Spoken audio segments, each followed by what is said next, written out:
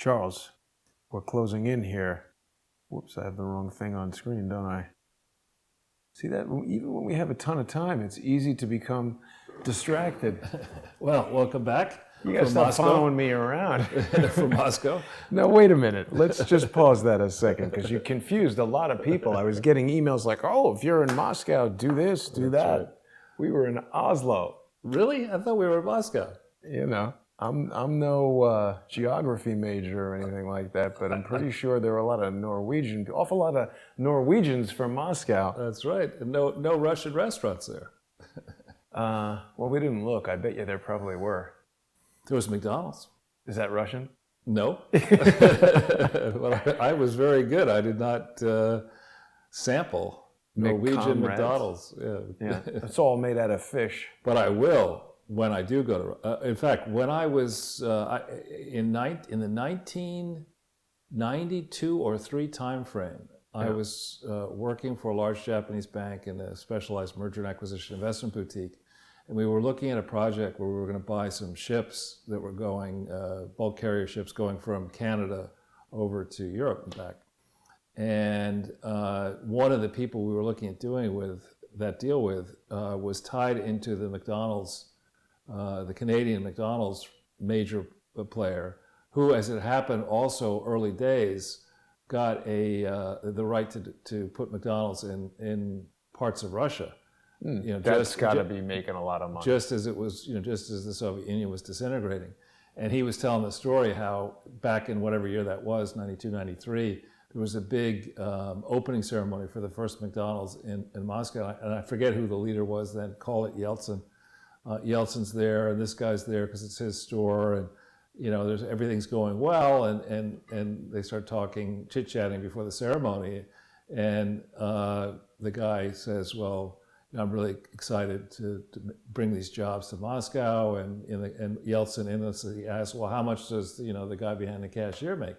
And it was 12 cents. No, it was a large number, and Yeltsin was like, "That's outrageous." He said, "That's more than I make or steal," but I like the idea that a McDonald's cashier in Moscow makes more than Yeltsin. And second, what his second question was how much is the McRib sandwich? Exactly. Because that's hard to get. Exactly. People love that. That and the McShamrock Shake, they're going to take over Moscow. That's how they brought down the wall and everything, Charles. It would be the McVodka Shake, probably. McVodka Shake, exactly. You get a little ice going in there.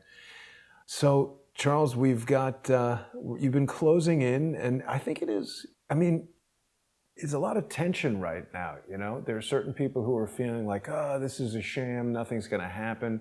But really, my concern is that it was a sham from the word go, and the fact that it's gotten this far is a real serious concern as far as how far they can take the sham. I think the president is in real danger. Well, I think there's no question that the opposition sees that all the ruses they've tried since 2016 really have failed. And if anything, the latest poll numbers, and we're going to talk about the New Jersey thing, all signs do point to a healthy Trump demolishing the strongest announced candidates and certainly pulverizing either Hillary or Michelle. So Bloomberg's a non-entity. Little Liddle Mike is not going to win the electoral college. He was advertising big gay ice cream. Was he really? That place on where is it, on Christopher Street? It's on 7th and Grove. Yeah. So apparently, Michael Bloomberg thinks eating that ice cream is going to help him get elected for president. I'm going to eat that ice cream. I'm going to take your guns. I'll tell you what, that thing started out as an ice cream truck. So from the standpoint of being a business, congratulations to them. They've become, I guess, a national brand. I don't know if you can get it everywhere, but I've seen it in supermarkets. Great for them. But it's not, the presidential election is not about catering to splinter groups.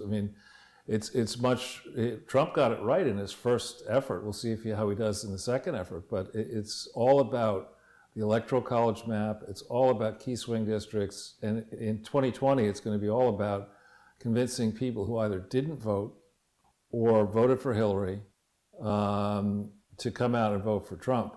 And I think there's certainly down a glide path now to get those people coming out to the polls in swarms. Yeah. In addition to which, Trump may be taking a lot of flack and incoming for this impeachment, but it doesn't really, if anything, it's boosting his popularity.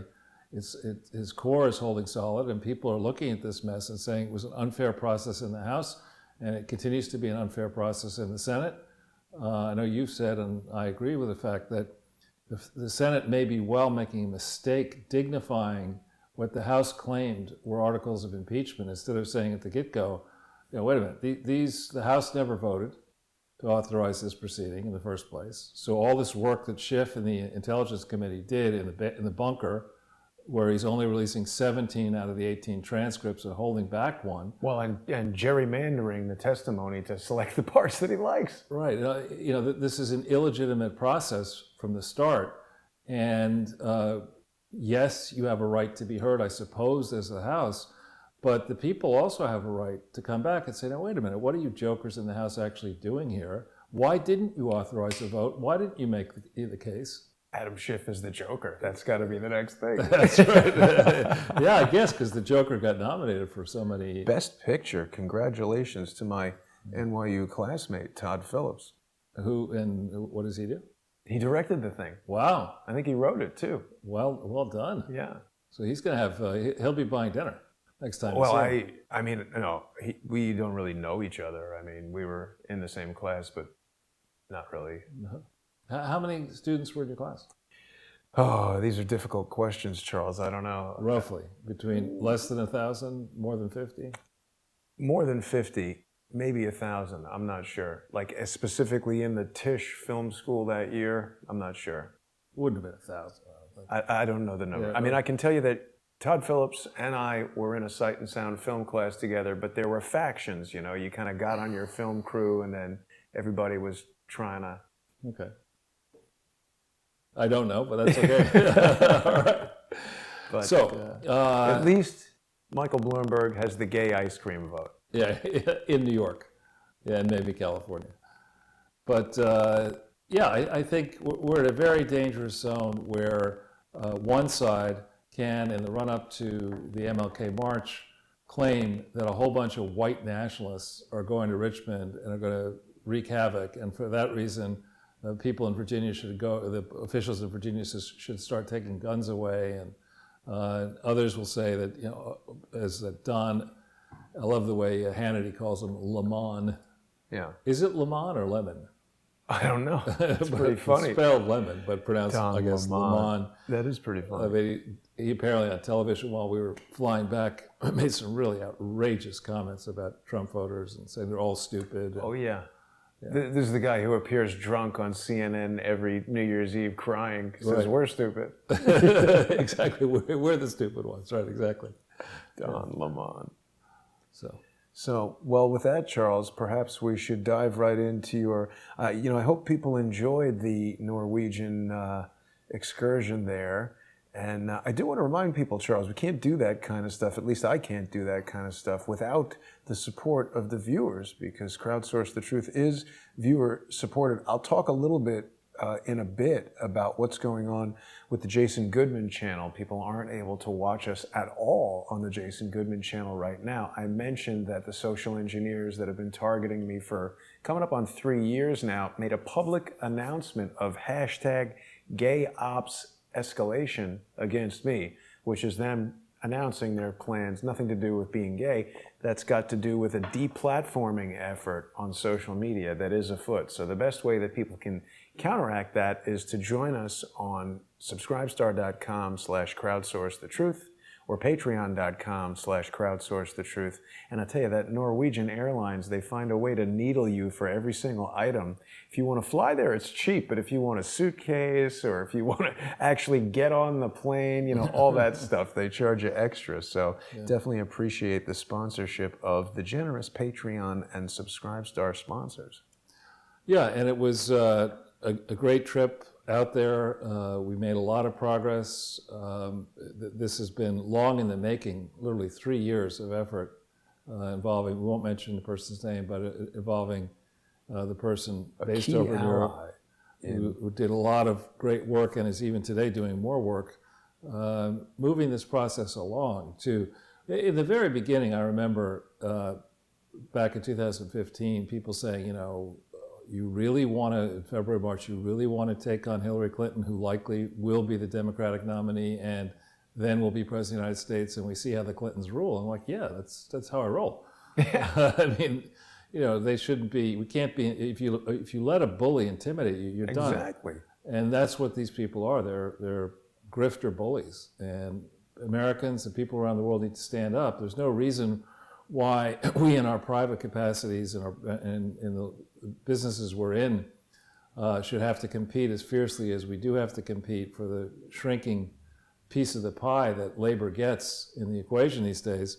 And people like the Clintons and the Bushes and the Obamas, and now Prince Harry and Meghan Markle, actual and pseudo celebrities, should say, this whole idea of selling products and services, I'm going to manage my brand while I create a foundation. Greta Thunberg, apparently, has used a disreputable law firm to possibly incorporate a not-for-profit entity in Sweden. This is somebody who's like 16 or 17 years old, so I call bullshit on that.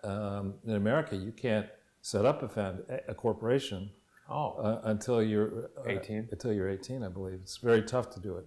Well, but sometimes there's actors and stuff who, what's that word? They get emancipated. Right, well maybe, but I doubt this person has thought that through. Since everything else that comes out of her mouth is hogwash, I doubt that she's thought this through. The purple dye is soaking through to her brain, Charles. That purple dye number whatever is further affecting her her intelligence. But you were talking about taking on the Clintons as bullies. You know what I find about bullies, Charles? Whether it's little kids on the bus or adults running for president, they're actually cowards. Yeah, most of them are, exactly. And so you mentioned you fear for the president. I think if I can only contrast this experience so far in 20 with my experience in 15 and 16. In 15 and 16, I think Trump had a much tougher road to hoe. I mean, as you rightly point out, Jason, Donald Trump wants to tell his side of any story. All he has to do is give a press conference, and people will hang on his every word. That was not necessarily the case in 15 and 16. And he has in 20 something he really didn't have in 16, and that is a list of accomplishments, which you have to give, or one should give the person credit. I mean, we should look at this and say, comparing it to Obama's first 3 years in office, when in the very beginning, in his first 2 years, most of his first 2 years. He appointed a criminal as Secretary of State. Right, but he had the House behind him. He had the House and the Senate. Right. And he couldn't get much done. And then after that, he really didn't get much. Really lowered his golf score. In theory, I don't even believe those golf scores. I'm not a golfer, but I do know the difference between a good golf swing and a bad swing, and he has a horrible swing. Oh. So I don't believe his scores at all. And I certainly believe he didn't, enhance his prowess as a skeet shooter, something he claimed he was. Well, at least we know he swings. I think his skeet is a name for something else, and he's not talking about shooting, he's talking about smoking.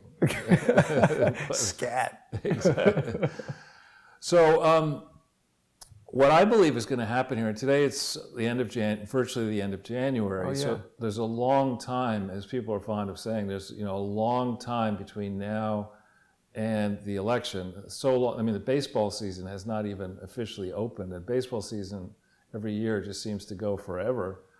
So we're going to have a whole long baseball season. We're going to have a World Series, and then there'll be an election. So there's a lot of time left. A lot could happen. I think it's fair with all of these candidates who are 70 and up, including Trump, it's fair to worry about their health. I mean, it used to be that the theory was that at age 65 you retire. Right. And here's, in Trump, somebody who's I think 73 or thereabouts. He looks remarkably robust, though. But that's schedule. I mean, it's one thing to do with no sleep and getting to the office by 5 or 6 and taking incoming all day long and going out and taking hostile interviews and putting all these events together, then going over to Japan for this reason, coming back and going to Europe.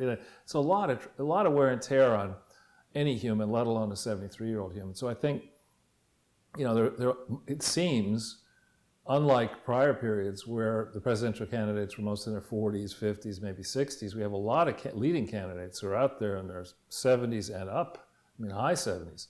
Bloomberg's up there to 77, and who knows? He's going nowhere. Yeah, I know. But I do think, though, that as these experts who got everything wrong in 15 and 16, and remember all the experts who were jumping up and down, I have unimpeachable evidence that, Schiff, that Donald Trump is a stooge of the Russians or a spy for the Russians, the same with Brennan. All those guys have been proven, and they've been Gruberized. They come, that guy Gruber, who was the expert on Obamacare, who is a laughingstock at this point, or Avenatti, who's in prison. I mean, all these wise asses who Avenatti, we got you on Kavanaugh, and Gruber, you're too dumb to understand Obamacare, that's why we got to pass. All of those types are, by their combination of their ignorance and their arrogance, are setting Democrats up to be just destroyed. And I mean, not simply I don't have a link on this, but there was a special election, I think yesterday in Texas, that was Republican versus Democrat for a House seat, and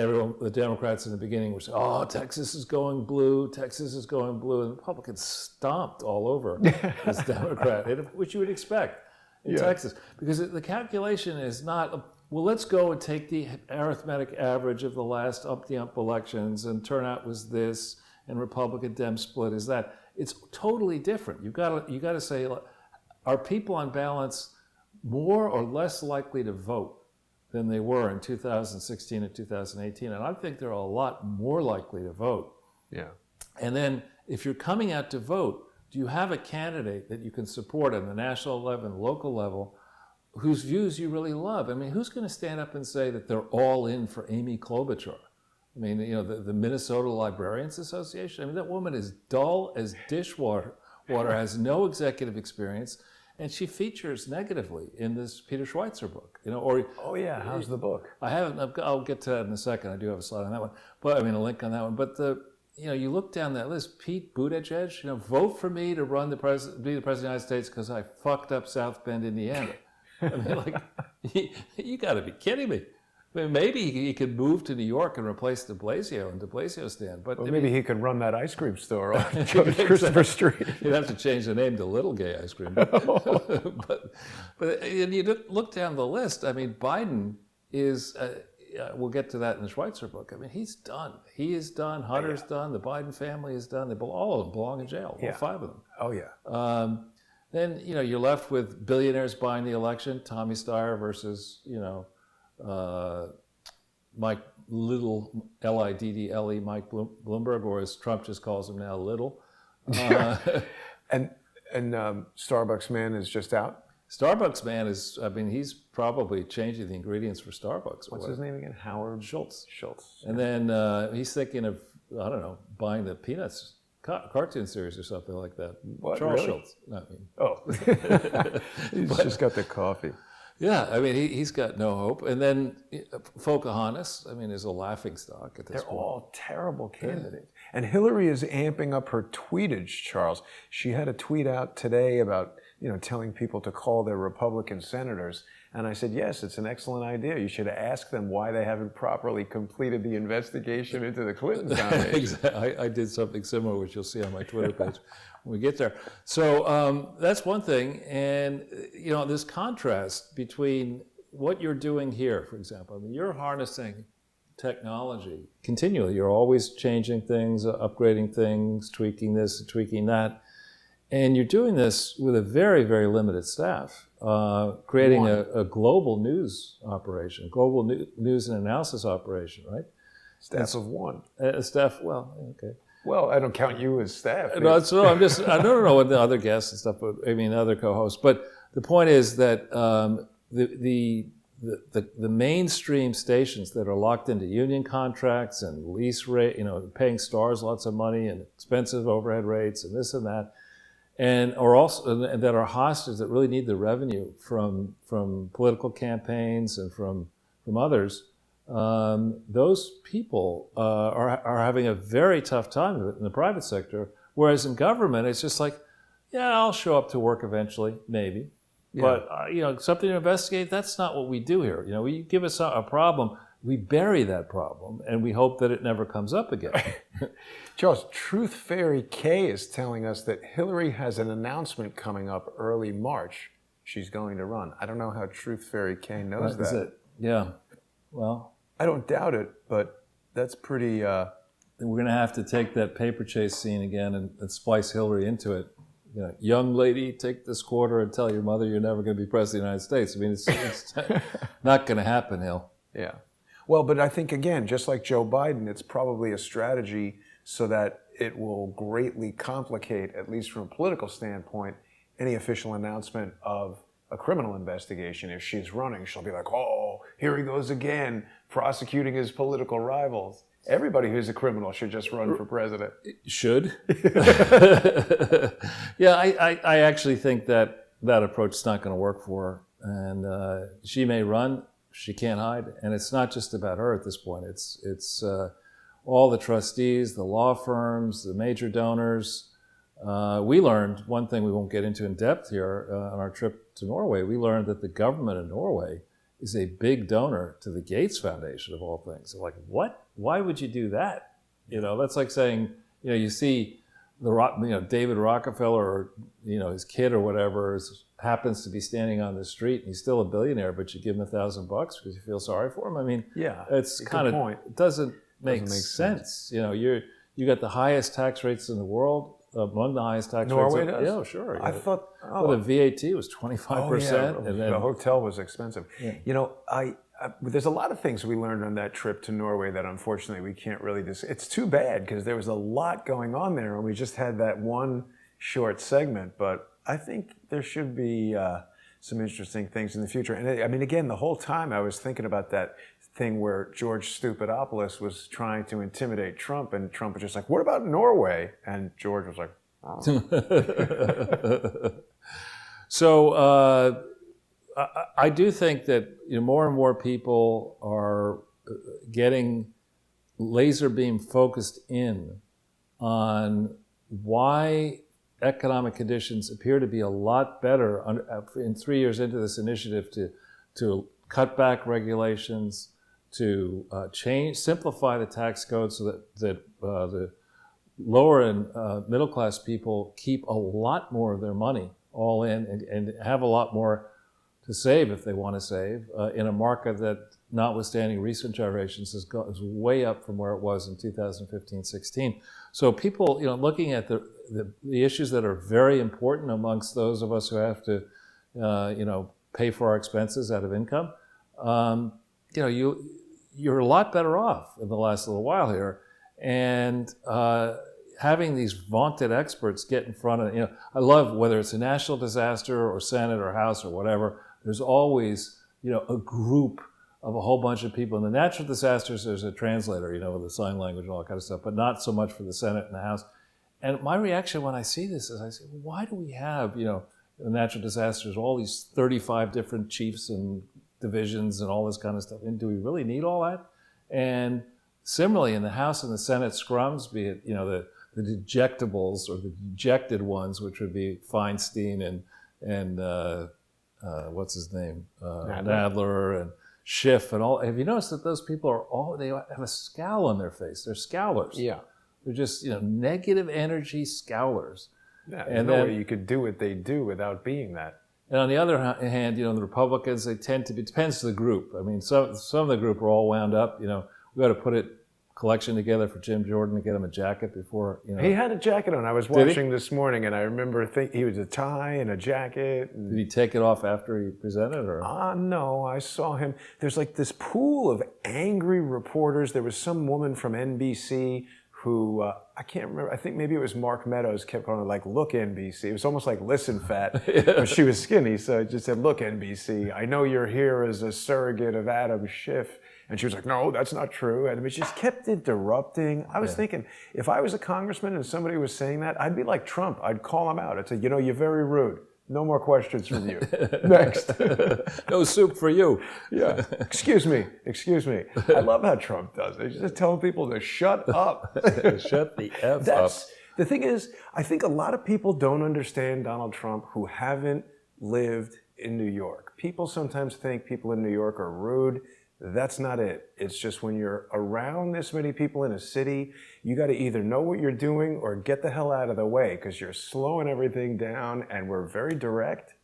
And there's just no room for taking 90 minutes to make dinner. It's not Norway over here. Right. Yeah, and I think, the lectures that you get from know-it-alls about, this is why you can't have the big gulp, or this is why we're going to take away this right, or this. Gay ice cream all you want, but no big gulp. Yeah, that's right, exactly. Those kind of lectures just don't resonate well with the public. Whereas, I mean, people probably haven't watched enough of this, The Honeymooners, but there's an element of Ralph Cramden in Donald Trump that, every man who just says it like it is and has, sometimes crazy schemes and sometimes things don't make any sense. But there's always crazy schemes. Well, in Honeymooner, I know. But with Trump, some of his schemes end up being a little bit crazy. But most of them seem to work. And there's this feeling watching a Donald Trump and watching him, say the things to the know-it-alls and the pencil necks and that you want to say, but you're just afraid to say it. And then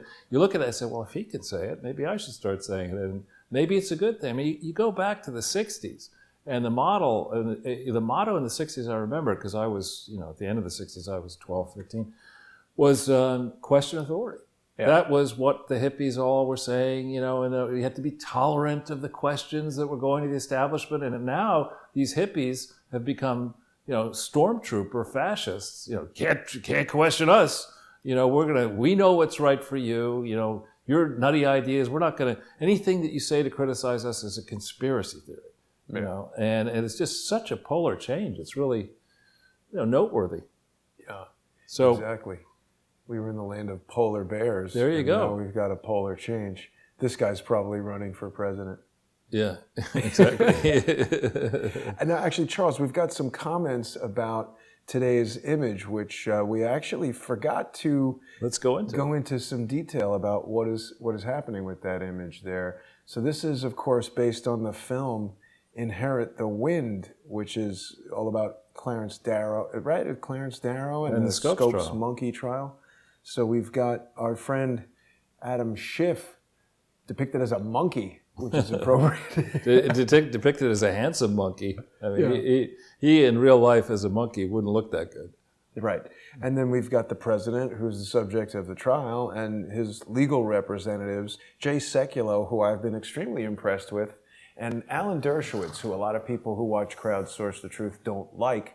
But I think it's important with particularly a criminal defense attorney. I mean, any criminal defense attorney is going to be defending, criminals. So I'm not trying to defend Dershowitz, but I'm not commenting on him. I'm commenting on what he said. And I was actually listening to it in line for the flight yesterday while I think it was live when I was listening to it. And I thought that he raised some incredibly important points that flew in the face of the Democrats, rhetoric, emotional nonsense. Everybody's even commenting about how emotional it is. Well, I don't really care about their emotions. I care about the law, the Constitution, and what's right. Exactly. Yeah. This will be the impeachment proceeding in the House and now the trial in the Senate, more by the Democrats than by the Republicans, is being the comments are being sold to people who don't necessarily want to engage on the facts. And I think as time passes, the historians and others are going to look at this precedent and say, Democrats seriously lost their minds. Pelosi lost her freaking mind letting Schiff do this. She didn't lose it, it's just pickled in booze. That's right. But no, as Speaker of the House, I mean, that's a very senior position. Isn't it like it's president, vice president, speaker, or something like that? Yeah. In the line of succession. So you're way up there. We've got all sorts of crises and issues around the world, rivals, enemies rising, natural disasters we can't deal with necessarily. And Adam Schiff. Like Adam Schiff, that's an unnatural disaster. And you're going to seriously say that it's a good idea to move forward, Madam Speaker, with this, at this time, with a Trump who's a different type of president, with a lot of accomplishments and all the sacred cows that couldn't be touched, he's touching and butchering and serving to the football players that come to the White House with the 50 right. McDonald's hamburgers. That's probably He's a in the dinner you'd business approve of. Butchering sacred cows, and telling Chicken Little and Herring Little or all these other people who are saying the world's going to end. Just go back to school, finish your college, and maybe we'll talk. Here's a very important point, Charles, because basically the crux of the questions all of these NBC reporters were hammering Jim Jordan and Mark Meadows with was, if the president is innocent, why does he have anything to worry about? Call the witnesses. And the problem with that sort of logic is, I don't remember if it was Dershowitz or Sekulow, but they raised the point that this is not the way Congress and the House of Representatives and the Senate are supposed to work, where Nancy Pelosi just announces an impeachment. The fact that she didn't follow the constitutional mandate and the precedent of having a vote, you can't just do that. And all these people who are saying like, oh, well, let's just call the witnesses if he has nothing to worry about. Why don't we tell those people, well, if you have nothing to hide, why don't we just let the cops search your house? And while they're doing that, why don't you just wait in this jail cell and we'll give you a trial. And if you have nothing to hide and nothing to worry about, let's just keep walking you down this path of, right. baby stepping you towards being in jail for the rest of your life. Yeah, it's ironic as well that the very same people who are all in for tilting the balance of power towards the elected people people in power are the same people who are also saying, by the way, give up your guns. Right. These are, and these people. I mean, there's this. We won't dignify it with extensive discussion. You and I, this alleged documentary. I mean, documentary has to have facts in it about Hillary. But in it apparently has some choice pieces that Obama is called out saying, or is featured saying that you have to do everything to stop Trump because he's a fascist. Obama says that himself? Apparently, or there's an allegation that he was saying that to Tim Kaine, I think. Oh, yeah. And so, that's the kind of thinking that came out of the 60s. The ends justify the means, the Hillary Clinton, Bill Clinton, Barack Obama, approach that, the time is of the essence. We can't let a good crisis go to waste. Let's just rush headlong in the direction that makes sense. We're doing this out of the love of country. We're public servants. We're not crooked. Don't worry. You just need to trust us and get out of the way. I mean, it's an absurd line of reasoning. And I think it shouldn't take very long before level heads on both sides. And Dershowitz is a Democrat and voted for Hillary. Yeah. Level-headed people in the 2016 election, level-headed people are going to come up and say, now, wait a minute, I wouldn't want to be in this position if I were president. Of course. And then this whole idea of, if you've got nothing to hide, that's not the point. You have to basically go through a process where there's a credible allegation that crimes have been committed. Yeah. With that, grand juries get convened. With that, indictments may or may not get handed out. With that, trials happen, and they need to be fair. Unlike this circus in the House where it wasn't fair at all. Gerald Nadler said something remarkably stupid. He said, again, there doesn't need to be a crime to prove high crimes and misdemeanors. Right, Jared. Like, wait a minute. Eat less, Jared. But instead of a line of reasoning, Charles, I think we need to refer to this as a line of treasoning. That's good. I like it. Yeah, that's exactly right.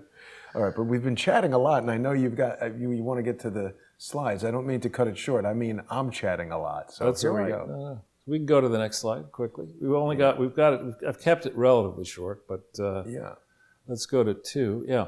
So for those who are new to this, and I'm getting on my Twitter feed again more and more new people. So perhaps there are quite a lot of new people who are going to pick this up starting today. You need to understand that this is a show that is a different sort of show. We're not trying to copy everybody else. We may or may not be doing it exactly the way that is optimal, but it's a way that works for us. What we do is we marry Jason's background in Hollywood and film with my experience explaining complex matters to boards of directors and wealthy investors around the world. And to do that effectively to a large audience, and our audience is now quite large, thanks to you, and we appreciate that, you've got to have visually interesting stuff, and then you have to have slides that people can read either while we're doing the show or afterwards when they go back over it, that are in paper form, so you can download these slides for free, and or electronic form, so that you can follow all these links. So when we got into this, we appreciated that Jason and I, and those who are working with us, we appreciated that this was a gigantic scandal and that it would be impossible to lay it all out in just one presentation or one 5-hour show, that we had to carve it up and try to come up with digestible pieces that we've done in each show and get people to appreciate. If you don't think it's a scandal for this reason, well then look over here at this reason and that reason. And now we're almost in a mode where I'm going to go back in and reorganize something so that people can say, all right, here's the full thing, full Megillah, and here's how to think about it and put it all together, not just in slides, not just in oral presentations, but actually in the written format. Back in 2016, I actually laid out a bunch of exhibits that I thought would tell the tale, and I'm going to need to add to that. So there were 40. It's more like 56 or so, and I'm going to need to start pumping those out before the election, which I will. My mother will be pleased that you said full Megillah, and I have to thank Alberto Diaz Saldana for his generous use of Super Chat. He's reminding us that the line of succession goes from vice president and then to boozer of the house. Well done. That's very good. So the best thing you could do here, if you enjoy this show, after you go and I get many emails and tweets from people who say they've watched every single show, which is a lot. And thank you for that, is to pick one or more of these shows that you think are good and on topic, and send them to somebody who even today is a diehard Hillary supporter, or who loves George Soros, who thinks that unregulated globalism makes a ton of sense. Send this presentation. Then maybe they won't look at it, maybe they will. But what I'm finding is that when you get into a factual discussion, Angel, we won't make fun of his name too much, on hell or whatever, when his soaring tweet, accusing me of only spreading lies, and then in his interaction with you, unable to name one of them, and then making 2 factual errors in his remaining 2 arguments, people like that, you can't fix stupid. Especially somebody like Angel on hell, who is going to be, in the end, if he doesn't wise up very quickly, he's going to be not an unindicted, he's going to be an indicted co-conspirator when this whole thing unravels. And a lot of deep-pocketed folk, and I mean by that sovereign wealth funds, governments around the world, are going to come knocking on the Clinton Foundation's door and say, we want our money back and we know how to get it. So this show is it's a mixture of textual and visual and oral presentations. There's a lot out there. Some people, the typical way this always happens to me when I take on these big projects is you get your meeting with somebody and they say, all right, give it to me in a sentence. And then you give them a sentence, and I only have 5 minutes for you, and the meeting will last an hour and a half.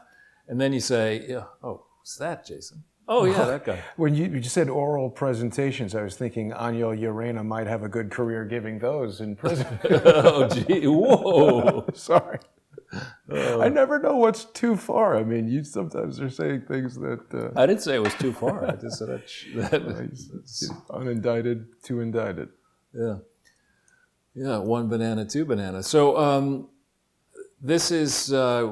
the way to reach us is up here on the slide. You have my website, and people have figured out how to contact me on my site. And if please don't send me very lengthy emails, because I will most likely not read them. But if you send me a short email with maybe 2 or 3 sentences, I will read that, and I do my best to try to respond. Reach out on Twitter to Jason and to me. It's slow going to get build up a following on Twitter, but I'm now to the point, I think, Jason, you're to the point where when we tweet something, people do react to it. And at least 4 in my case. Well, at times, it's rising. I mean, whenever I started on this a long time ago, it took forever to get any sort of a following. So once you get closer to having a following, and now as the election, as the primaries proceed and the election advances, I found in 2000, I'm sort of stuck on 37.3. I found that Ari Friedman, a.k.a. Harry Bacharach, who's that? I don't know who that is. This was my tweet to Hillary the one you sent, Right. drink much less. I mean, it's amazing to me that mine got 14 retweets, but hers gets 6.7 thousand, I think. Well, she's got so many followers. Yeah. Well, this was my response to her. Ooh, 116 likes. That's got to be Very one good. of my most popular tweets. I said, yes. Ask them why the investigation into the Clinton Foundation hasn't been properly completed yet. But look further down. What was further down? You know what? Part of the problem is I can barely work Twitter. I don't understand how it goes. Tim Young. Oh, wow. Hillary should testify, exactly. Oh, boy. Tim Young runs his mouth. I like that. Making good sense there, Charles. Good.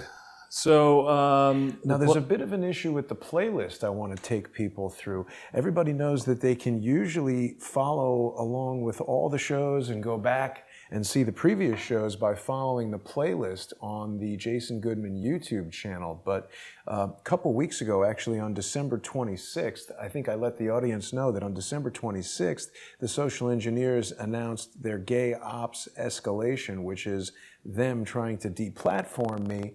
And they've had some degree of success with that because right now the channel is under strike and I can't even edit the playlist. So it presents a little bit of a problem for now. So our show actually this is our 204th show. Well, this will be fine. This will give me a good time here to, as I say, reorganize my own thinking about all these different shows or what subject matter was covered in which show and all that.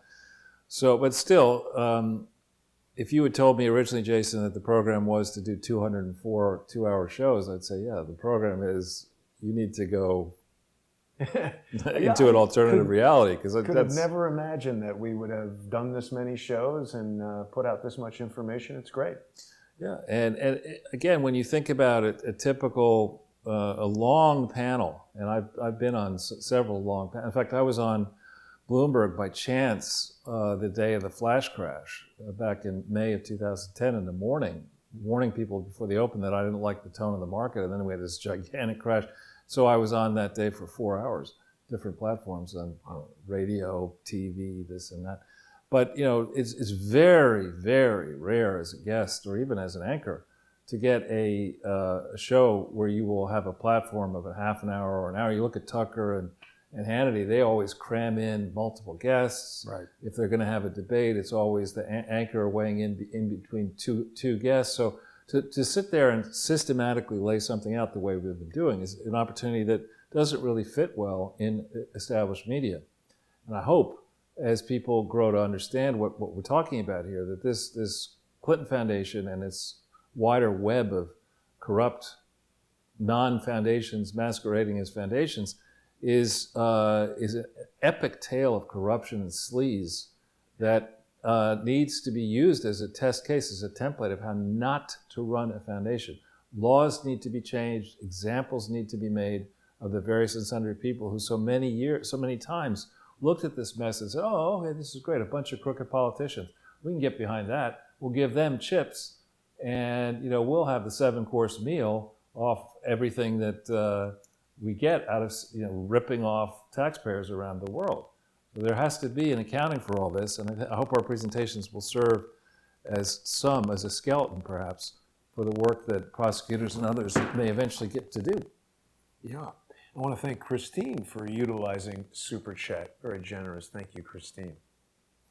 Good. So, and I forgot to mention, Charles, even though the playlist is not at its full capacity, people can still access your presentations by going to each individual video, whether it's in the playlist or just by looking at YouTube. And in the video description field, it'll always have this little, well, I should say not always. We didn't have one in the last one, but almost all of them have this little download Charles's presentation link, and you click that. It's going to bring you right to the PDF document, and there's a little download icon up here in the corner. You can download it to your computer. You can print it out. You could email it to friends, do whatever. It's a great way to really dig into some of that information. I know there's a lot of people out there who really value the PDF presentations. Thank you, Jason. It's my pleasure doing it. So why don't we turn to some recent news? We'll try to fly through this because I want to keep to the 90 minutes. Um, we did, if we could just hit the first link here, I've done over 100 print interviews with Katrina Blanova, who does really fantastic work. I mean, what she does is she asks me questions and asks others questions and then puts together these pieces like this where she will weave in some transition paragraphs, and sometimes she has other people come in and jump on the train. But we have now, since about May of 2016, we have been doing the same approach. And this is a piece I brought to her attention, Richard Pollack's excellent work on Nate Kane. Richard, he's another Uranium One whistleblower who Richard had run across, I think, back in December 2018 when this whistleblower came forward and said, I got information that makes the Clinton Foundation look horrible. And so the FBI said, good, we're going to raid your ass.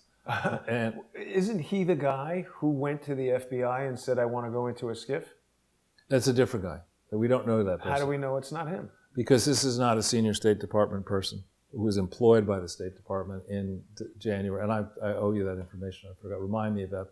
We've done several shows where we have pointed people in the past in the FBI vault. There's several references to there's the letter that the person sent direct to Comey with attachments, and then there is it is definitely a man. His visit, I think, January 27th, 2016. That's a man, baby. It was a man, baby.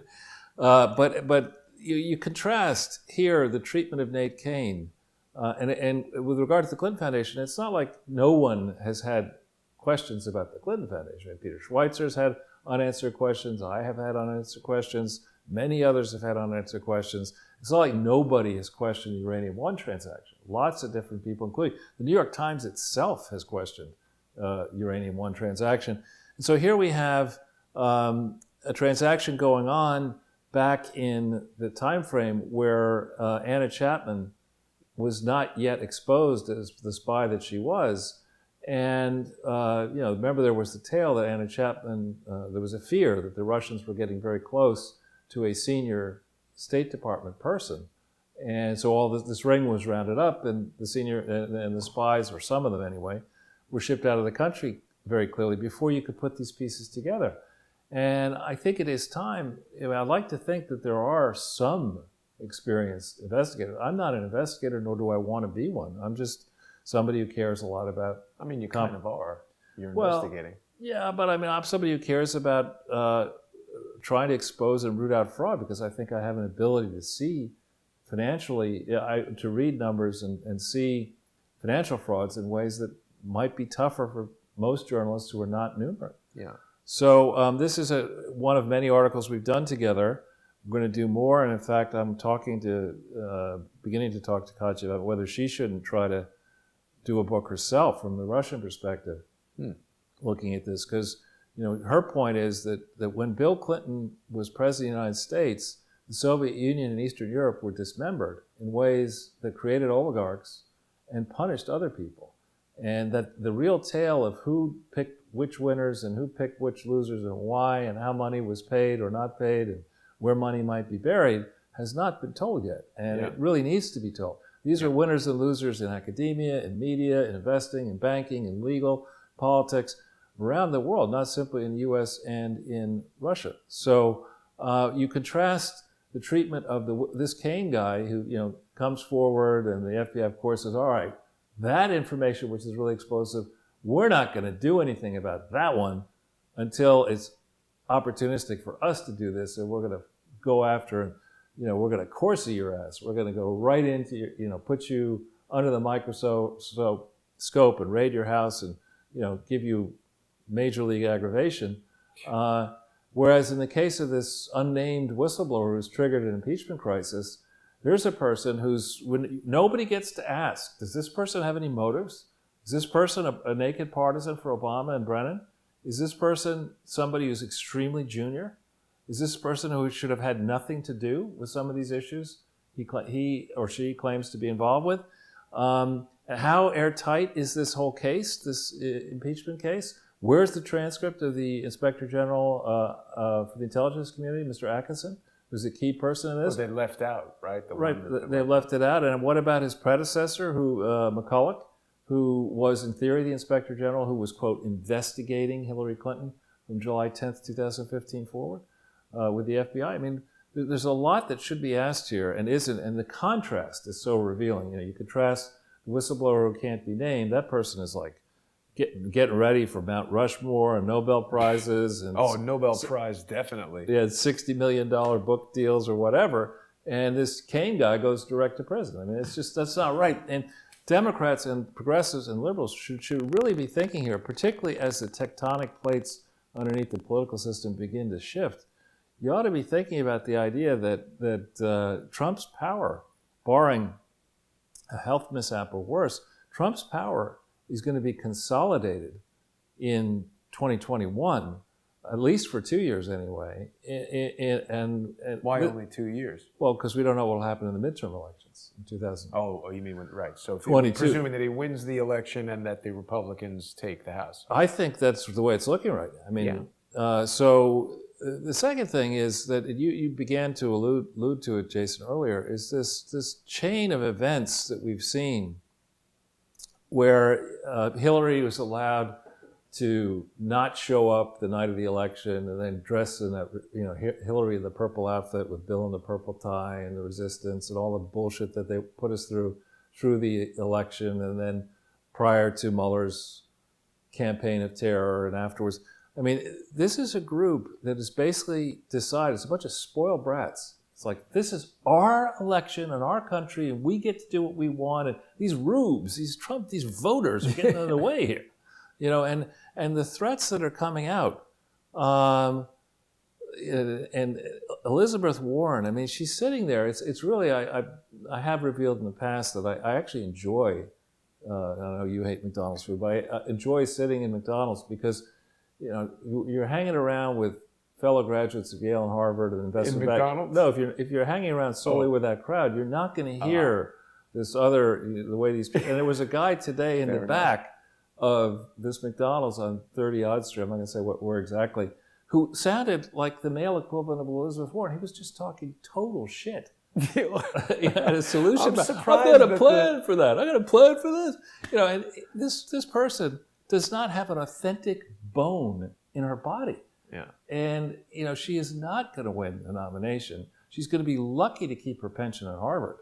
I would love, and I do know some of the overseers at Harvard, I'd love to have a discussion with some of those people about how the hell did you allow this fake Indian, to get a tenure track at Harvard, a distinguished chair at Harvard with little scholarship in her previous work, and then go down. Every time she gets a position in politics, she wants unimpeachable power. And that consumer thing that she created that was originally not subject to any constitutional review. She was all powerful, and this is nuts, where this person, is not qualified to be an Indian chief, let alone president of the United States. And she keeps on talking. It's like, you meet somebody, you don't yet know whether you want to be serious about the person, and they could just go out of their way to piss you off, and you're not even dating them yet. It's like, no, this is not the way it's going to work, Pocahontas. The way it's going to work is after you get your ass cleaned in the primaries, nobody's going to listen to you anymore. Well, you should see if you could get her booked as the keynote speaker on the second floor of McDonald's. It should probably be out front on a cardboard box. Good. The speech always begins with, "You got $1?" Give me $1. Yeah. And then I've had a chance to get into Schweitzer's book. We're going to talk about this. But here you have Joe Manchin, who I think is reading the tea leaves here and saying, West Virginia used to be a Democrat state. I'm a Democrat. I'm a senator. The governor used to be a Democrat. He's a Republican. Maybe if I switched, I could easily get reelected, and I might get a... Is Manchin going to switch to Republicans? That's the pressure. But for him to say, that's the theory, I think, that it's a red state, West Virginia, and Trump is incredibly popular in West Virginia, and it's one thing to be if you want to be in the wilderness for a number of years, you could stay as a Democrat from West Virginia in the wilderness, but on the other hand, you come over and do the right things. He's even wearing a blue tie get, to X that blue tie, get a red tie. Doesn't even have to wear a MAGA hat, but just switch parties, or at least come forward and do the right thing here. I mean, Hunter Biden, I don't, to forgive him his crack binges and all that kind of stuff in his personal, I'm not even sure I can forgive this type of behavior from the entitled class. It'd be one thing if, this stuff does happen. Well, he's got the resources to get himself help and kind of stay out of, that endangers people if he's driving around smoking crack. Right. And the notion that Joe Biden could get away for a time with the idea of this debunked conspiracy theory and that the mainstream press could do all that, when it's not debunked in the slightest. I mean, fully bunked. It's a double bunk bed. Double bunk. Yeah, Bubba bunk. Yeah. But so it's good that Manchin's saying he's a relevant witness. I think the next link, I believe, is to Peter Schweitzer's book, Hope. Yeah. Now, I bought this, and we were so busy, I didn't really have a chance. This is for the audio version. There's a hardback. I bought the hardback, and I could tell you, it is, when you read this section, it starts with Kamala Harris, who's a disaster, but it goes into Klobuchar, it goes into Sherrod Brown. Let's see, it has 142 ratings, 5 star. Wow. Whoa. 4.8 out of 5. The only person who didn't like it is Joe Hillary. Biden. It's Hillary. Yeah. Let's see who if you hit the 1-star ratings, let's see what it says. It says, I'm not sure who to complain to. I ordered this audio This book. is nothing. And after purchase, This my is not only a option was negative to of download. the book. This is It's a bad review of Amazon. So let's look at the 2-star. It's pretty funny. Let's see. Let's see. 2 stars. Well researched. Yeah. Yeah, I mean, that's not awfully negative, right? Well, let's read it. It's vinyl, and the blue. So what is this?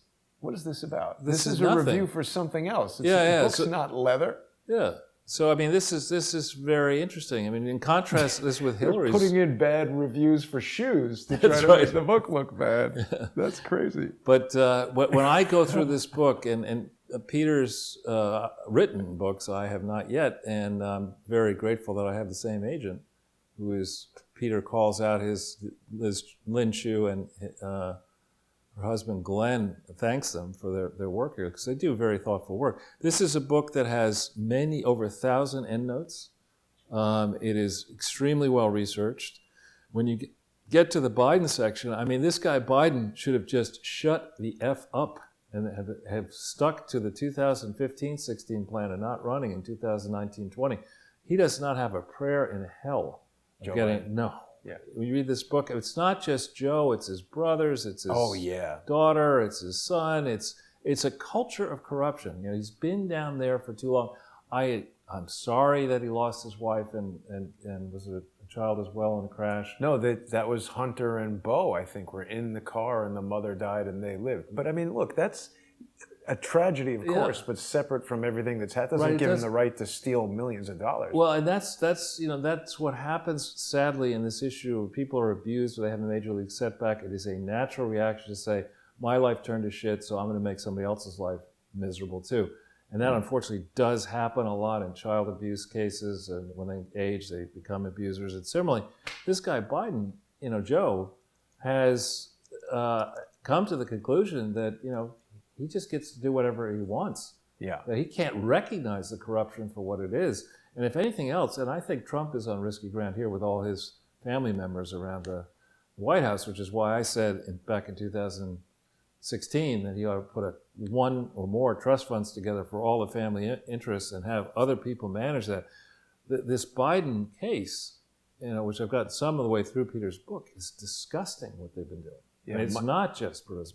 Mike Moore has been talking about it a lot on More Pain, which is Tuesday nights on Patreon and Subscribestar. I want to thank Mary Lynn and Mark Taylor for using Super Chat. But yeah, Mike says it's basically very well known around Delaware that they're essentially a mob family. Yeah. Just like this is what happens when you have a dynastic political family. whether it's the Clintons, the Bushes, the Bidens, you name it, the Kerrys. One thing that leaps out on the Biden section is, it's Chris Hines. Kerry's stepson is very much involved in all this too. And look, I enjoyed Yale when I was there. You enjoy Heinz ketchup? I like Heinz ketchup too. But I don't think that it reflects, this book does not reflect well on the Yale that I remember. I mean, it's really not good. Yeah, see, I don't mean to insult you when I insult Yale, okay. but I think it's a criminal organization, to tell you the truth. But this is interesting. And look, the 5,446 Facebook shares. Remember that the thing that I did on Breitbart for the Clinton Foundation has had, last I checked, 72,000 Facebook shares very quickly. But this is a good sign that Breitbart's pointed to the fact that Politico has decided, wait a minute, we do have to look at this Burisma thing. This is not, just something that we can forget about. Yeah. And the Biden contract. So it just is disgusting because you look at the math of it. I'm more of a numbers guy than a word person, but you look at the math of it. If a senator makes whatever they make now, is it $175,000, $200,000, and has the right to create the Biden Institute, which should be called the Bite Me Institute, and have money funnel into that like the McCain Institute, and then have all these kids getting preferential treatments. You have to change the economics of this. You cannot make it so cheap to buy a senator. It's just, you can't do that. You've got to make examples of this corruption. And people need to pay big prices. There were comments made in the financial crisis and its aftermath that, there were fines, but the real players didn't go to jail. And you can't do that. These two people, Johnson, I've never met Grassley, but I met Johnson several times, and he's a stand-up guy, and Grassley's a hard ass. He's a law and order guy who goes after corruption, whoever is involved, whether it's Republican, Democrat, or whatever, independent. He reminds me of the guy from Up. I don't know. He's like, get off my lawn. Right. Yeah. So apparently, in the Horowitz, I don't know which report he's talking about, I think it's the most recent one, there are redacted footnotes that these senators are saying should no longer be redacted. Remember, I've been saying all along that there must be, in my mind, a tension between what Trump and his team want to see happen in the UK and the degree to which we go after the deep staters in the UK for their roles, likely getting engaged illegally in political campaigns inside the US and in other countries of US national interest. That specifically being Richard Dearlove and other people like that. There's a suggestion in this reporting and other reporting that footnotes in the various Horowitz report that are redacted intentionally obscure the likely roles of these UK actors. And so as a guess, what they're trying to do is Brexit will happen formally on Friday. That's a big It's now been voted by the European. Of course, I remember when that topic came up and everyone would say, Charles, you're an idiot, it'll never happen. And besides, it'll crush UK business. And now the surveys are coming back saying, you know what, I think I'm more interested in investing in the UK now because I don't want to be holding the proverbial bag in Germany and France when they ultimately decide to leave. That's exactly right. And actually, Reese on Periscope is telling us that they're watching in UK. They've got a question I don't quite understand. Watching from the UK, people watching 14 on my screen. I don't know if that means that the Periscope viewership is being suppressed or there's 14 people at Reese's house watching this on one screen. I don't know. But that would Maybe Reese will tell you. And we've got Manny, I think Mani, I'm sorry if I'm mispronouncing your name, Mani Caseberg, utilizing Super Chat. Thank you so much. A lot of people using Super Chat today, Thanks which is indeed. helpful. Thanks indeed. So if we get back in, now this is just amazing to me. This, I'm sympathetic when you have children, you give them unconditional love. But this guy, Andrew, I mean... He's a wreck. I mean, look at this. There were reports that he's not cooperating with the FBI's Epstein probe, which I'm sure is the case. But now here's this guy coming forward and saying he's bewildered by these reports. I think you could change that headline. Just finish it if you go to the top there, Jason, for a second. Just first three words is all you need. You don't, by claim. You don't need the second part of that headline. It's just Prince Andrew bewildered. Yeah, that's why he should be out of the royal family and, go work on the, British Rail as a conductor or something. It's a protected job. I mean, the British royal family wasn't given all this money from the British people's taxes and the BBC television stuff or whatever they're getting money from, what would any of them do? They're sort of useless. Yeah, in the main. I don't really It's get sad it, to see Charles. it like this. But again, we fought a revolution and won over that issue. So I know there are various schools of thought on this Chinese virus. Is it real? Is it not real? I was talking to one of our mutual friends this morning, and I really think the way we should be looking at this until we know the facts, until this plays out a little bit better, is as whether it's really bad or a pandemic or whatever, what has happened here with this incident coming on the heels of what we see in Hong Kong, which is still not resolved. Any thinking multinational investor, corporate investor, that really believes in 2020 and beyond, it makes sense to use cheap human labor in China to make stuff in factories and try to sell it into home markets like the US and Germany has lost the plot. Because with robots and with the advances in technology, you don't need to do it that way. You can have factories in the US, in their home market, and other key home markets, where the consumers, as we explained in the past, people in America spend on average $40,000 each, including babies and retirees, per person on stuff each year, whereas people in China don't do that today. And I think their prospects are only growing more grim, absent the issue of this virus, and how did this happen, and will it be contained, won't it be contained, what will be the reaction of the Chinese authorities to this. What this does here is, for me, it's another bone against the Chinese approach of distributed manufacturing, long supply chains, great distances between the consumer and the manufacturer, overly complex systems. This is yet another argument with tools that are ever more powerful to say, look, forget that. Figure out what the Chinese people can or will buy and should want to buy, sell that to them. If the Chinese are going to say, look, you got to transfer your technology to serve our market, you say, well, have fun with your virus. That is what they say, isn't it? Well, so go F yourself. We're not going to do that, because you don't have to do it. So the Chinese stock market, as it turns out, was shut. The main markets are shut until Monday because of this. Yeah, that's never a good move. And contrast the situation in China to the situation, or China, as he says. This USMCA, again, I remember people, the know-it-all crowd, were saying, NAFTA is fantastic, it's ridiculous. All you're doing is you're going to create a new negotiation and America will get a worse deal as a result of it. That's not what's happened. And I think the Brexit and USMCA need to be connected in your mind if you haven't done it yet. What this allows us to do, as being the largest market by far of any consumption market and one of the larger investment markets, is it allows you to go to these multinationals and say, you currently are in 200 countries. You should be in 40, not 200. The other 160, if you do the math, the other 160 probably require a tremendous amount of overhead, and in terms of cash, you're bleeding cash serving those other markets. Let the local countries do that until they grow up. But 40 countries is a lot of countries scattered around the world. Do 20 if you want to be even more selective.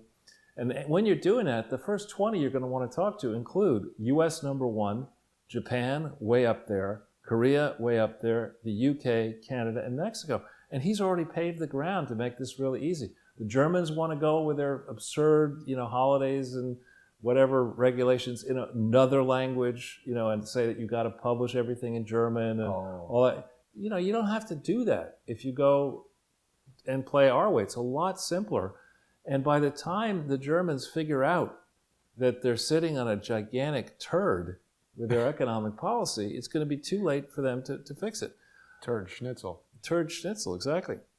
Now, interestingly, I like American thinker. Thomas Lifson does a great job. I think he either owns or runs, certainly edits the American Thinker, and I'm honored to be able in the same company, Cheryl Atkinson, writing for them. And she rightly points out that this is a long-standing scandal with her, that President Obama's team, or people who thought it was a good idea to serve the Obama administration interests, were illegally hacking into her computer. And She has forensic proof of it. right, and this is just outrageous stuff. And here we have Christopher Wray's FBI, not saying, wait a minute, this is not the kind of stuff that we want to see happen to either. Atkinson, I don't think is necessarily left-leaning or right-leaning. She's just an anti-fraud investigator with a lot of experience and credentials. And she is one determined individual. She's an amazing person, I have to say. Yeah. The fact that she's been able to survive this and challenge it, I mean, it's a testament to her perseverance, and it's a good thing that she had the financial wherewithal to be able to do it. But it's not that many people that would have either of those things in place, so you could be easily overwhelmed by something like this. Was she one of the persistent women featured in Hillary's latest? I'm sure children's not, book? because she's an actual, Right. person who would be worthy of that. And then there's this thing that happened today. I haven't checked it carefully. There's been another earthquake, 7.7. Caribbean, right? In Jamaica. Yeah. And President Trump has got to stand up, especially after the Puerto Rico revelations. We have to have a team in place in the U.S. to help with this stuff that is not connected to the Clinton Foundation or the Obama Foundation or any of these presidential foundations. It needs to be truly nonpartisan, independent, and resourced to actually help. I mean, it's not too complicated to say, every year we seem to have an earthquake or a problem down in the Caribbean. What are the kinds of things that people need most in the Caribbean? Let's get ready. Let's build reserves to help if we need to do that. 7.7 is pretty serious. Have they ever had an earthquake of that magnitude in that area? I mean, 7.7 seems like it would affect Florida. I didn't think that was really an earthquake zone. No, of course, Haiti was an earthquake. Many earthquakes. But so we've had another one of these. I wonder how long it'll be before Bill and Chelsea and Hillary have a commercial to give the Clinton Foundation for the Jamaican Earthquake Initiative. Yeah. Or maybe Kamala Harris could go down there and listen to some Tupac records. Now, I didn't get a chance to the final one here. I didn't get a chance to watch yet the rally for New Jersey. But I mean, think of what this signals to people who are in Trump districts, 2016 Trump voting districts, who happen to hold Democratic seats. I haven't watched this carefully, but I mean, the reports are that that's actually massive. Yeah. And he's more popular than Bruce Springsteen or something. I mean, it's just incredible. Look at this. It goes on and on and on and on. Robert De Niro must be pissed. It's more popular than those Nike shoes that come out every once in a while, the long lines for those. But this is in a district. This guy was elected as a Democrat, and over the impeachment nonsense decided to switch parties. And here Trump, that line just goes on and on. It's amazing. Yeah. So this is a time to really engage on facts and don't listen to the purveyors of nonsense, the Schiffs and others. So I want to just quickly run through a few more slides. There are people in Norway who are asking questions that this is actually meant for them, in part. Remember, for those of you who may not be familiar with the way we do things, I'm a reddist, so stuff that's red is bad on a slide. And do you see much green on this slide, Jason? No. There's none. None. Yeah. So we originally covered this issue of the Clinton climate initiative being a scam on the 29th of April 2018. There's a link to the show if you want to watch it. I'm actually kind of proud of that. The poster was very well done. It was off of Dr. Seuss. Art department got its first major raise after that. But here what we've done is I've got 15 examples. And anybody can see this for themselves by going to the Arkansas Secretary of State and requesting the records that are online for the William J. Clinton. It was originally called the William J. Clinton Presidential Foundation. Okay? There are 15 records of them illegally attempting to change their name between the 5th of October 2004 and the 28th of April 2009. And just to sort of go in broad category, when you operate a foundation, you are supposed to operate an organization. organizations need to have legal names and legal addresses. If you want to change the legal name and legal address of a corporation, they're a nonprofit corporation in Arkansas or any location, there typically are forms that need to be filled out. You're not supposed to create your own form. You're not supposed to pretend that the law that applies to your changing your name is different than the law that's actually on the name of the form. So what and frankly, he's a straight up bonehead, Kessel. That seems very obvious, by the way. Yeah. So Kessel handwrites in numerous examples. So first in fake forms, he handwrites in various names and signs these things, saying that he's going to change, beginning on the 5th of October 2004, the name of the corporation from William J. Clinton Presidential Foundation to William J. Clinton Foundation. And there is no such thing on October 5th, 2004 as William J. Clinton Presidential Foundation. Its name is the William J. Clinton Presidential. So that attempt in the first one, done at October 5th, 10:51 in the morning, doesn't work. It's not correct. And he basically inserts there's the Arkansas Business Corporation Law, which was, I think, from 1987. And that was the law that regulates the use of fictitious names, i.e. doing business as names. Now, a foundation cannot use a deceptive name. You can't say, my real name is this, William J. Clinton Presidential Foundation, I'm supposed to hold records, and instead I'm going to use Clinton Foundation HIV/AIDS Initiative to fight AIDS internationally, even though I have no authority to do that. You're not allowed to do that. But Kessel does it again and again. He does it on the 5th of October. He creates this thing called the Clinton Foundation. All these fictitious names, and some of these are not fictitious name applications, all these fictitious name applications are supposed to lay out with precision the business activity that is going to be conducted under the fictitious name.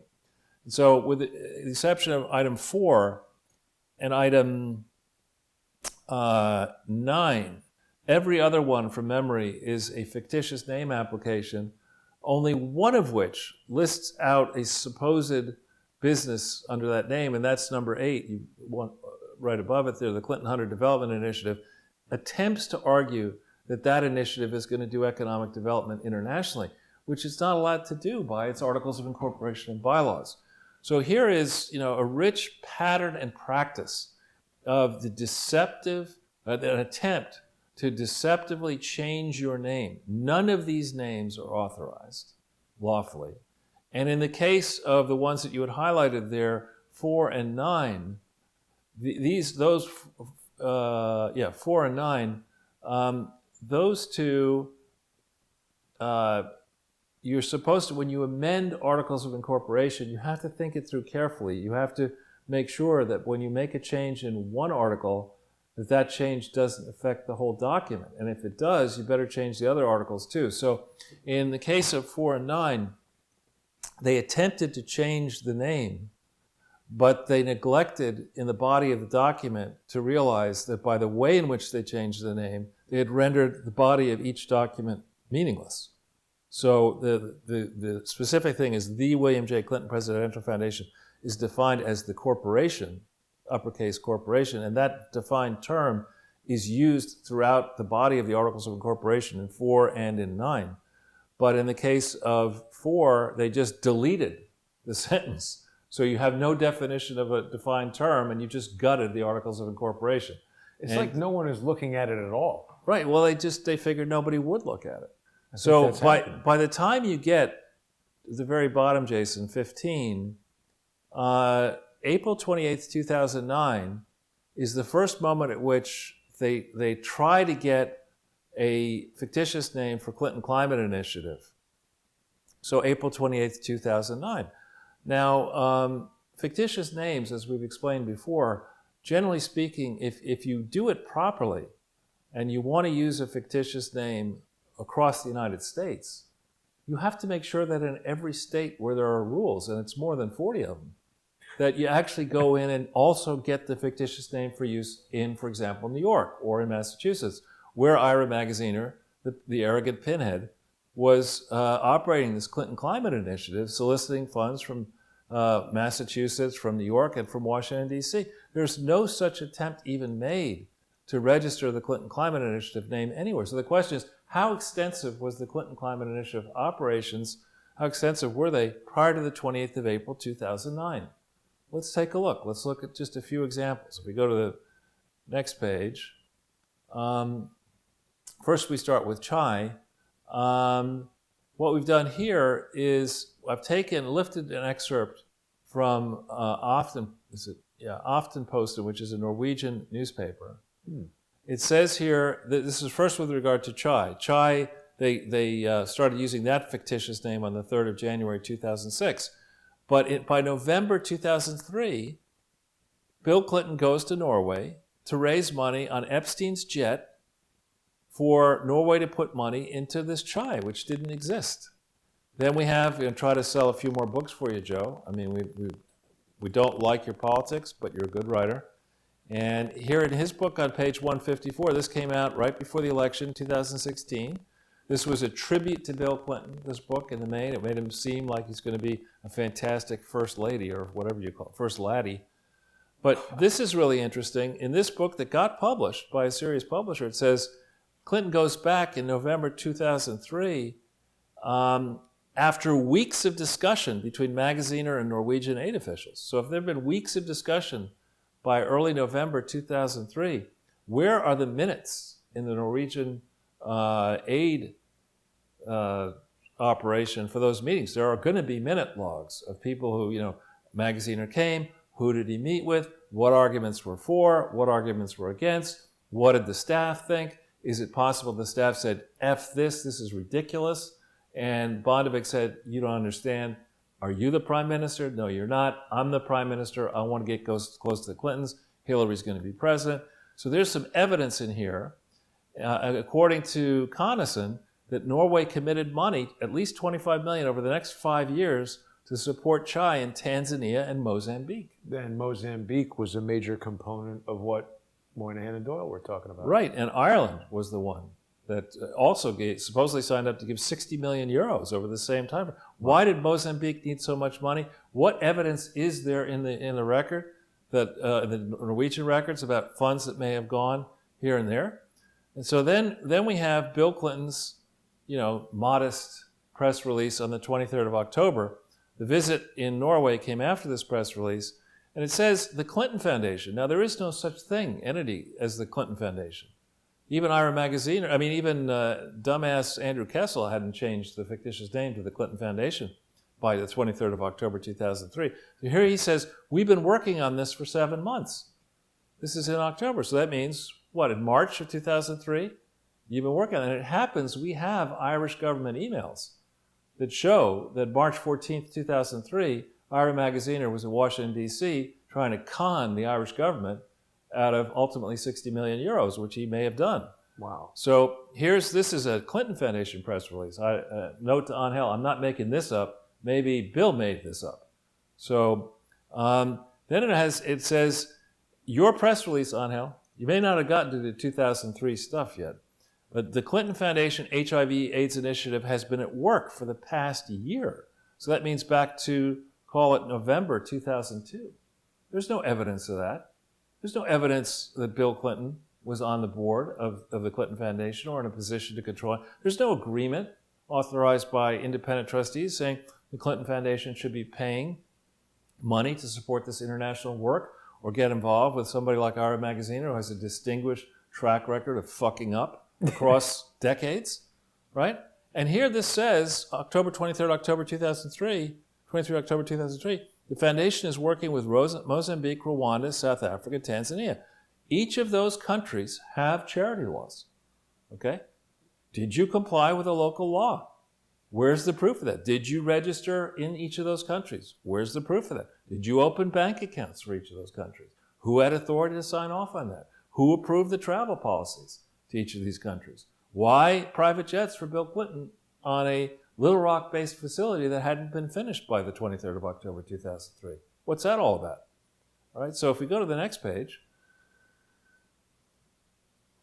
we don't have much information or any information tying Norway directly to this chai for 2004 and 5. In 2004 and 5, as we've talked about in the past, there are IRS reports for Clinton Foundation HIV/AIDS initiative that show no government grants. So where did Norway's money go if Bondevik had his way in November 2003? Where did the money start flowing to whom? At what exchange rates? Who made that decision? What diligence reports were done? We have Norwegian detailed diligence reports that do confirm that some things were going on starting by 2004 in Norway. But it's not the kind of granular financial analysis that we'd like to see. But here we have, in pages that are purposefully omitted on the Clinton Foundation website, here we have, beginning in 7, 8, and 9, figures on the total amount of revenues that came into, supposedly for CHI, $378 million, of which $307 million in this period were grants. The total revenues were 552 on the extreme right-hand side, 552 million, 0.5. Now, that's a lot of money. That's 5.5 times the cost, the budgeted cost of the foundation construction project. Okay, how come so much money went towards this thing for CHI? They had no authority for CHI. It's 68% of the total revenues of the whole group. That's a lot of money. How could they have spent you bring in 550, but you spend 600 million in total in expenses, of which only 188, if you look at the extreme right, only 188 of the expenses are, in theory, direct program expenses, and I call BS on that. I haven't seen yet granular explanation of why you get to call it a program expense. Program expense to me really goes direct to the program, no allocation of overhead. By their own math, a majority of the spending is to overhead, and you're talking about all in, 405 million gets spent, 4 times the cost of the Little Rock thing, with no authority, no paperwork, no control, no organization. Charles, didn't Bill say something about them having 5% overhead at that stupid thing at the Beacon Theater, and Chelsea said it was too low? How is that? It's the standard Clinton accounting procedures. I mean, what you do is you say, I'm doing a good job, and the way I can show you I'm doing a good job is I will lie like hell. I will, the direct expenses. I will take the cost of my penthouse apartment with a swimming pool on top of the presidential library, and I'll call that a program expense. Right. I'm giving you the program. But you look at this. It's giving you the business. Exactly. So, but the most, for a numbers person, if you go to the bottom of this table, maybe you lift this up a little bit. Sorry, yeah. It's okay. I give for you allocations as a multiple of direct programs. So in 2007, allocated expenses were almost twice direct expenses. 2008, it was 1-to-1. 2009, it was 1-to-1. So all in, it worked out because 7 was such a low spend compared to 8 and 9. Allocations were a majority, 1.15 times direct programs. That's a disaster, right? And remember, these pages are eliminated from the Clinton Foundation website, so you can't see this, right? You find this stuff, somebody at the Clinton Foundation, on hell, which actually maybe you should change your name to DevIll from on hell. But anyway, you look at this and you say, somebody knew that this was inflammatory and said, we better not put this on our website because ordinary people like the people, say, Politico, who are now looking into Biden finally, will look at this, and this is conclusive evidence that this is an out-of-control mess. Before you get to the issue of there is no corporate authority to do any of this spending in the first place, and who do you have on the accounting for it? You've got BK, I live in a tree D. So don't malign 3D. No, I said I live in a tree. I know, I'm D. joking. Yeah. So, but also you have proof from the Clinton Foundation itself that they did substantial amounts of work in the name CHI. And on December 31st, 2009, the CEO of the old CHI becomes the CEO effectively of the new CHI and signs an application for federal tax exemption saying, I had no prior activities. This is ridiculous. You took in $550 million and you spent $600 million in just 3 years, and we don't know what happened in 6, 5, 4, 3, and 2. So why were so many governments funding this mess, right? Because probably the person in charge of deciding got some of the money. Could well be. So let's look at just two more quick slides. Then we get back to this Clinton Climate Initiative. Remember, they only made an effort to register a fictitious name for this sucker in April of 2009. From the annual report of the Clinton Foundation on health. This is like, I'm not making this up. It wasn't in Russian. It was in English, so I could read it. This is an excerpt from your 2006 annual report. The link is there for you to double check it. And it says here, President Clinton, in irony, you look back at this, right, in retrospect, President Clinton has applied the Clinton Foundation's unique business-oriented approach, right? Putting people first, namely Bill, Hillary, and Chelsea Clinton and their hangers-on. I mean, foundations don't have unique business-oriented approaches by law. You're not allowed to do that. You're supposed to be not business means making a profit. That's what he was talking about when he said selling pharmaceuticals around the world. Yeah, it's not right. And here it says that the Clinton Climate Initiative was launched in 2006. And that this Clinton Climate Initiative was the exclusive implementing partner of the C40, something that did not actually formally get founded in the US until 2012. But this is from the 2006 annual report. And then we have the delightful Ruby Shang, and you have the link to this interview here. This was an interview done in Singapore, a place where she supposedly was based, but where the Clinton Foundation has never said that they had any operations. And she's the director for Asia of this Clinton Climate Initiative. It says, because of our high profile, we can help with contracts with really big players like Honeywell, GE, and the like, right? That's not what a foundation is supposed to do. We go direct to the CEOs. And it says here, CCI has already completed more than 2,000 projects across 33 cities. I just noticed that before you mentioned it. Right? I mean, it's just, and you look at this and you say, well, that sounds like a hell of a lot of projects to me. But then you look at the punchline. The savings so far amount to over $1.4 million. I mean, that's nothing. How can you brag about having 2,000 projects and you saved $1 million? It's not much. That's like, what is that? That's 50 times 2,000 is 100,000. It's $500 a project. I mean, you go into you go to New Delhi, and you say, I've saved $500 in New Delhi and 500 in Sydney, and it's ridiculous, right? So then you go to the next page, the final page here. And this is, again, hidden pages that the Clinton Foundation to this day doesn't want you to see. And this is even more egregious than Chai. Here you see that they have $28 million of revenue. They've collected $28 million in grants to save $1.4 million. I know a way to save $1.4 million that doesn't involve spending $28.5. You spend a lot less than $28.5 million, and you'll save $27.1 million by not giving it to this piece of shit, right? But you look at it, and this is not an insignificant percentage. $28 million, there are many charities over 3 years don't come close to that. But then you look at the direct program expenses, Jason. How much were the direct program expenses in 2007? Is it, which is 150 million? $2,025. That's the direct programs in 2007. And they allocate to those direct programs in 2024. Wait, they're declaring $6 million? $6.5 million of total expenses, of which 2,000 are program, and 6.5 million are allocated. How could that be? So you have the allocated expenses are 3,226 times the program expenses. What does that mean, Charles? In other words, like if a plumber comes in here, right, and gives you a bill for $6.5 million for fixing your toilet.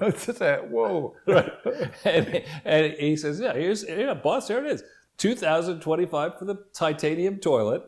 And then there's $6.5 million of, I had diversity studies, I had consultants, I had events to plan about it. Wait a minute. I had relationship building exercises and marketing and all. It's just rubbish. I mean, these are invented numbers. BKD needs to get into the I am out of business line of business, because this is on its face so outrageous Yeah. that you would have this kind of supporting documentation intentionally omitted from the Clinton Foundation website so you couldn't see this outrage.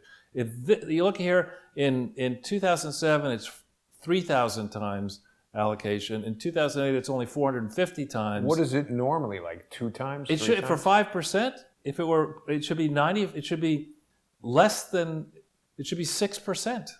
So not even a multiple. It should be point. I mean, if Bill's saying 5% is the overhead to the direct. That's 5 divided by 0.95, right? And that would end up being like 0.6 or 0.7 or something like that. So it should be 0.06 rather. And it shouldn't even be twice the amount. It shouldn't be a fraction one. of the amount. Yeah, it's right. And here it's 3,000. Yeah, it's 3,000 in that year. They get it down to 450 and 350. So they're making progress. They're in the government. But the real thing, the real takeaway, a numbers person would look at this and say, this tells me that these figures totally made up, completely invented, right? Because these figures need to be balanced against the other figures that the theory add up to the total. Remember, when we think of Chai for 2008, the total revenues of Chai exactly equaled the total expenses of Chai, right? In these figures, which are missing from the Clinton Foundation website. So, that's absurd. People always, you look right there and you'd say, something that had external revenues of 183 million and other revenues and total expenses or whatever, the expenses exactly equal the revenues. That's also that's rubbish. That it's made up. That's well, rubbish. Charles, with regard to BKD, actually, Jerry Dubonnet in the chat has a very pertinent question. He's dying to know who's inside the tiger suit. I don't know. It's a good question, though. Yeah, it's probably Adam Schiff. So that's an important point. I mean, again, a lot of people I think probably watch and maybe don't fully follow all the deep financial stuff, but what you just explained, that's outstanding. I mean, 3,000 times when it shouldn't even be 1 time. And generally speaking, the only time people allow that kind of behavior to happen is when they're stealing money before it hits the books, right? That's the trick here with these foundations. What I suspect they have been doing is getting, as in the case of Haiti, there's 10 to 13 billion of revenue. Nobody knows whatever happened to it. And the books of the Clinton-Bush Haiti fund for all the years together are around 100 million. So there's a lot of money that, disappears before it even gets the books. And you'd be if you thought you could get away with that and you were naturally a criminal, you'd say, I'm not going to trifle with these numbers. Of course they're all wrong. I've stolen 85% of the revenue, and I'm real happy with the 85% that's not taxed in real estate, in Cayman, where we cut a deal with Mueller or whoever they cut a deal with that the FBI is not going to look at any of this. Maybe we'll, gift some off to the CIA or the other agencies or whatever, and everyone will be happy with that. And we're just going to steal to our heart's content, and as for these combining statements, nobody, we know. I mean, the thing I'd like to end with here is the lesson for what remains of the mainstream media is the Clintons, the Obamas, and the Bushes have been playing you, the cynics, for suckers, the suckers that you are. Ben Rhodes, bragged about how easy it was to deceive the mainstream press under Obama. Before he left the administration, he was able to just, con them into saying the Iran deal was a good deal. And you fellas and ladies fell for this crap. The press, journalists I've met who are good are very cynical and really do ask tough questions. That means the journalists covering, the White House and the executive branch and really these big complex multinationals and nonprofits are not top of the class. They think they are, but they're not. Yeah. Well, that's the way that sort of thing goes a lot of the time, Charles. People are very interested in Truman the Tiger today, but he's sort of the go-to. I wonder if Eric Hansen has ever watched this show. It'd probably be like going to the periodontist or something like that. It's not something he wants to do. I think like that would be I think it would be a fitting treatment for Hillary Clinton. What you do is you have, like what they do with animals, it's really abusive to do this, but you have her strapped to a chair with like a wine cellar over the wine cave over there, and like the sound of wine being poured into a glass, and the sound of the aroma of wine, and whatever. And then you would force her to listen to Sunday with Charles at closing in, not at normal speed, but alternate between half speed and 4 times speed, and Well, no, we can make it like Clockwork Orange, where he's in there with the lid locks and Right. force him to have to watch it to rehabilitate. For the rest of her life. Yeah, that's for it. the rest That's of her life. just it. Well, you know, Charles, I forgot to mention at the top of the show, everybody who's watching us right now is enjoying the show. Well, I shouldn't say everyone. People who have adequate internet speed and are watching on YouTube or Patreon or Subscribestar or Facebook and some of the other platforms are enjoying the show at full HD, 1080p, 5 megabits per second. That's more than twice the bit rate we used to broadcast at. And I believe I've got this 32-bit audio pipeline straightened out. Sometimes these new technologies, it takes a little while for me to get it all there's a lot of complicated stuff over here. I know you can see lights flashing and everything, but it's helping quite a lot. I think the audio has been quite good for this show. I hope that people are enjoying it, and I'm always trying to improve the show. I used to talk a lot about Kaizen and making it better. So I hope that people appreciate that. And I couldn't keep doing that sort of stuff without viewer sponsorship. So if people are watching Charles Ortel is Closing In and Sunday with Charles, even if they don't watch the sponsor exclusive shows, which, by the way, there's a massive library on Subscribestar and Patreon, and it's growing almost every day.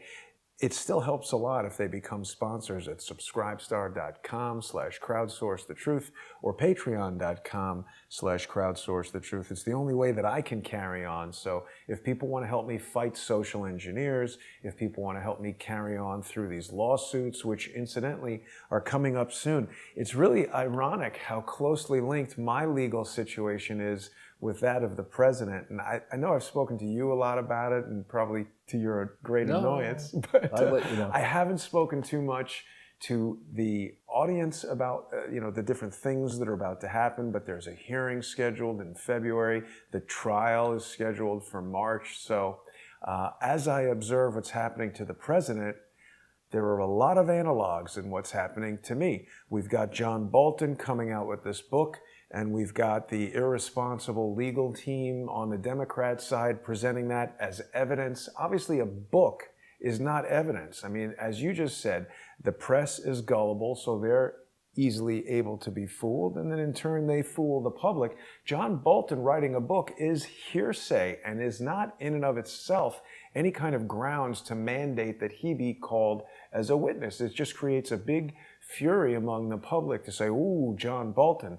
And I would say another analog is that John Bolton himself strikes me as an operational plant that was inserted into the Trump campaign specifically to appear like someone who's a close advisor to President Trump, only to turn on him at an opportune moment to be used against him in the same way that I allege many people, George Webb, Susan Holmes, Quinn Michaels, all these people who have come into the Crowdsource the Truth fold only to start nonsensical arguments and create strife to then go away and put things into the public domain that they think can be used against me. But I think the president will prevail, and I think that I will as well.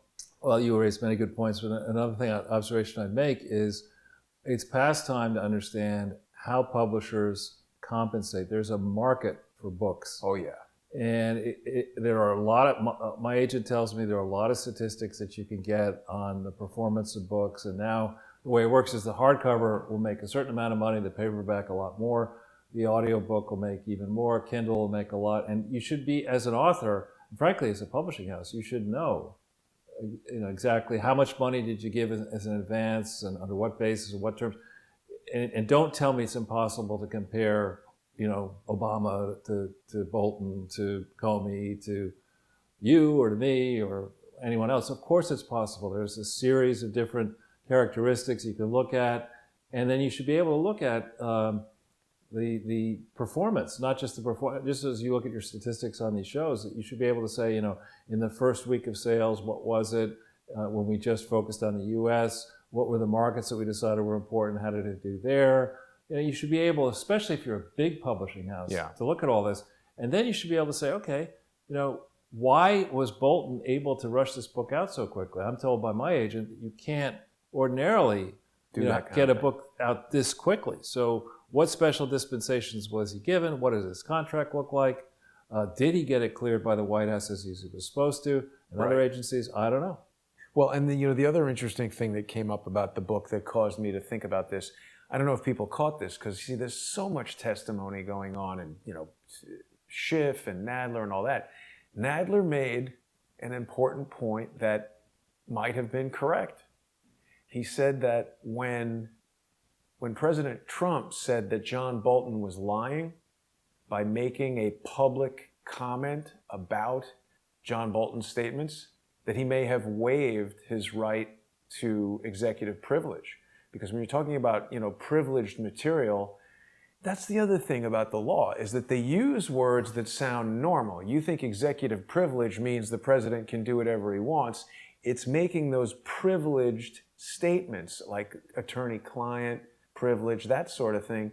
And in other words, if someone is my attorney, I come out and say, well, my attorney said this, I've waived attorney-client privilege on that topic by making a public statement about it. So again, just saying this and putting this book out there, whether it's true or not, could have been a trap for the president to lure him into saying or doing something to waive the privilege. And I go back to this case against me. It's a cadre of tricksters trying to lure you into tricks. So when somebody tells me to depixelate something, and I look at that request, well, this somebody has already released this photographic evidence. What is the purpose of me releasing it? It wouldn't prove anything. If that were actually useful evidence, something probably would have happened with it already. So I just presume it must be a trick.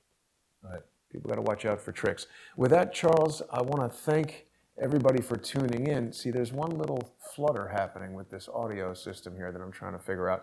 I want to thank everybody for watching. I want to thank everybody who enjoyed the Norway show. If you haven't seen it yet, go check it out. And if you like that show, consider becoming a sponsor at subscribestar.com/crowdsourcethetruth or patreon.com/crowdsourcethetruth. Tonight, we've got a sponsor exclusive show at 8 p.m. High Dive with Lee Stranahan. People are loving that show. So if you haven't seen it yet, now's a great time to become a sponsor. And we'll see you on Sunday for another epic episode of Sunday with Charles. Thanks, Jason. Thank you, Charles, and thanks everybody for watching.